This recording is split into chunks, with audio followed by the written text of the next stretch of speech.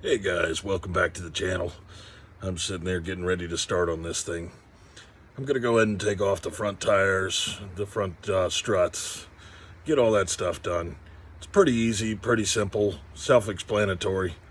The hardest part of it is there is a nut in the top of the strut that you have to take out in order to get the strut out.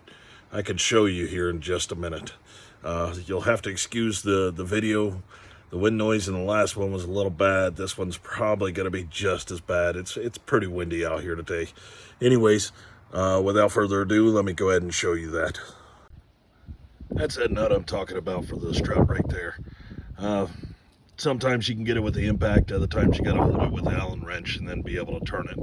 But from there, yeah, it's pretty easy. After that, once that comes out, I got the one on the other side over there to get. You can see the frame rail right there. It's just bent really bad, and that one's not even the bad one. The bad one was on this side. It is just awful right there. It's so bad it creased all the way up inside of there.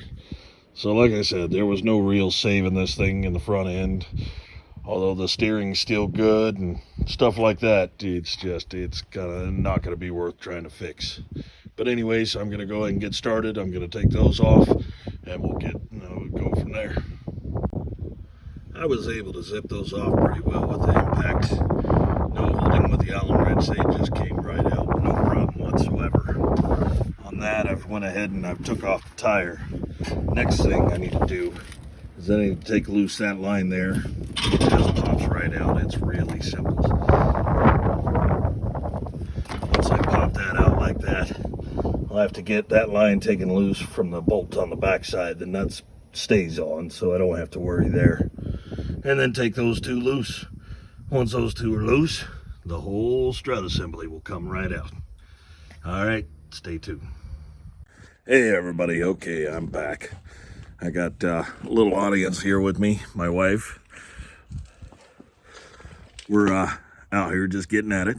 I went ahead and got the strut off. There was one part I forgot to mention. You do have to take the link arm off the sway bar on the back side of the strut. It's just a single nut on it, comes right off. But I went ahead and I got not only the strut off, but I went ahead and did the brake caliper and the brake. Pretty simple, pretty easy. Brembos make it really easy to get them off. Here's my strut there, the rotor, the brake caliper. I went ahead and took the soft line off with it, just to make it easy. And what we're left with is just the knuckle. There's not much I'm gonna do with that knuckle. I will take the sway bar, but there's even more bent in here behind the knuckle, so there's not anything else besides the sway bar I'm gonna be able to save. Anyways, that's the update there. Now it's time for the other side. All right, everybody, here's all the front components out that I need. There's my brake calipers, both hard line or soft lines to those. Both my struts and springs, my bigger rotors, even my sway bars out of there. I went ahead and dropped the subframe just to get it out of the way. 6 bolts, steering shaft, and just a couple of plugs. Nothing major at all to get that out.